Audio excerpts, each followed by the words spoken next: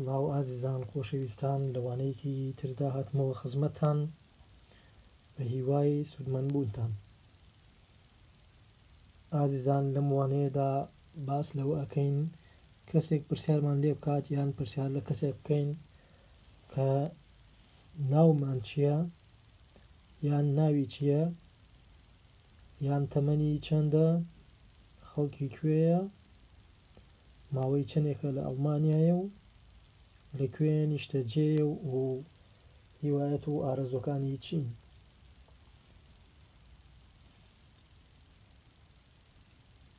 ئازیزان هەموو وانانەی کە دایئێنێم لە دەفتەرەکانتانە بینووسن بۆ ئەوەی بیرتان نەچێت و بە جوانی فێر بن.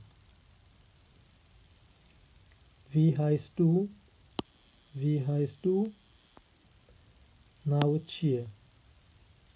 پرسیار لە کەسێک بکەین کە ناوی چییە ئەڵێن Wie heißt du ناوت چییە؟ ناوت چییە؟ Wie heißt du یان کەسێک پرسیارمان لێ بکا بڵێ Wie heißt du ناوت چییە؟ ناوت چییە؟ Wie heißt du ئێمەش وەڵامی ئەدەینەوە من نووسیومە Ich heiße Hemen ناوم هێمنە. Ich heiße Hemen ناوم هێمنە.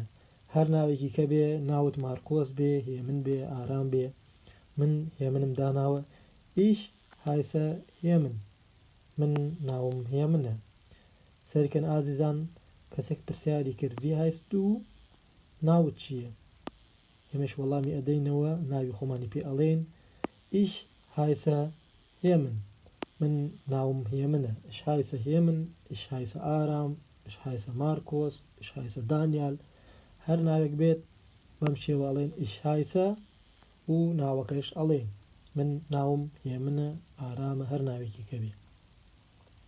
یان ئەمەش لێرە هەمان مانای هەیە Mein Name ist Hemen من ناوم هێمنە. Mein Name ist Hemen من ناوم هێمنە. Mein Name ist Anna Mein Name ist Aram Mein Name ist Ahmad هەر ناوێکی کە بێت من ناوم هێمنە. Mein Name ist Hemen کەواتە کەسێک پرسیاری کرد وتی Wie heißt du ئەتوانین بڵێن Ich heiße Hemen یاخود Mein Name ist Hemen هەمان واتای هەیە. Ich heiße Hemen Mein Name ist Hemen هەمان واتای هەیە من ناوم هێمنە. ئەی ئەگەر کەسێک پرسیاری تەمەنی لێ کردین Wie alt bist du Wie alt bist du تەمەنت چەندە؟ یان پرسیار لە کەسێک بکەین بمانەوێ بزانین تەمەنی چەندە، پرسیاری لێ ئەەکەین Wie alt bist du تەمەنت چەندە؟ وەک وتمان کەسێک پرسیاری کرد بڵێت Wie alt bist du تەمەنت چەندە؟ ئێمەش پرسیارەکەین ببورن وەڵام ئەدەینەوە Ich bin 20 Jahre alt تەمەنم 20 ساڵە. Ich bin 20 Jahre alt تەمەنم 20 ساڵە. کە پرسیاریان کرد وتیان تەمەنت چەندە ئەڵێن Wie alt bist du تەمەنت چەندە؟ Ich bin 20 Jahre alt من تەمەنم 20 ساڵە. من تەمەنم 20 ساڵە. Ich bin 20 Jahre alt تەمەنم 20 ساڵە.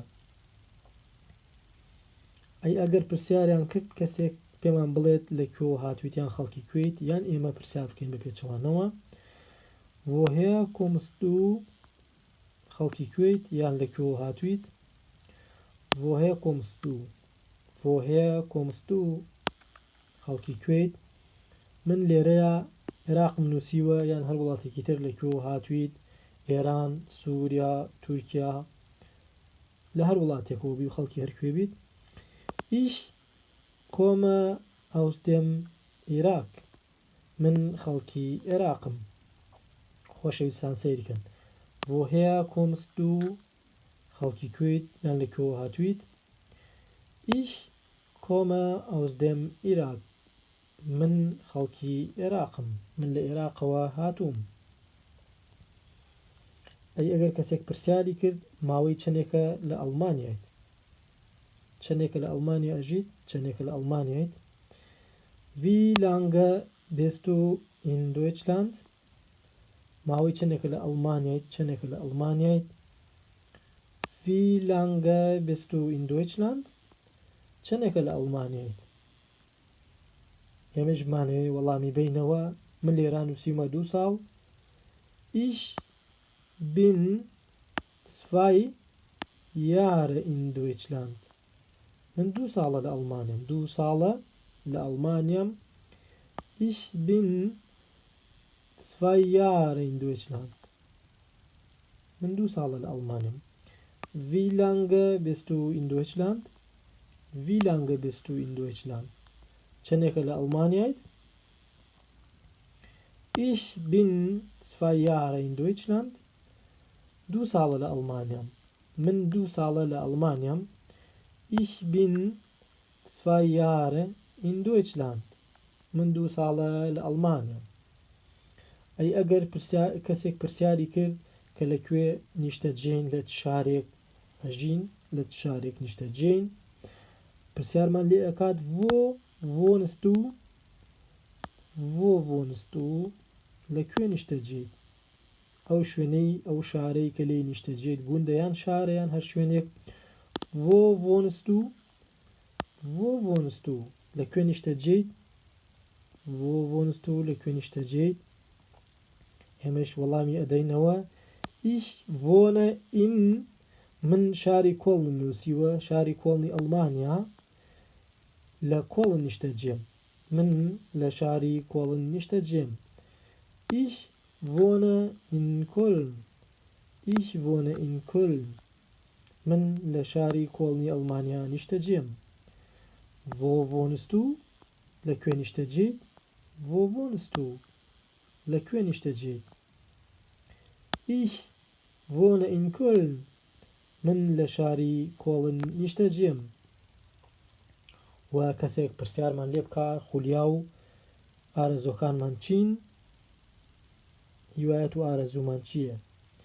Was sind deine Hobbys?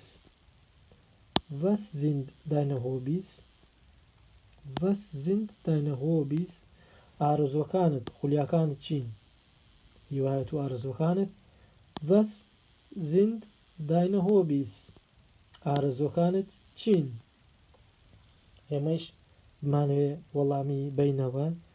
Meine Hobbys sind Sport und Kochen.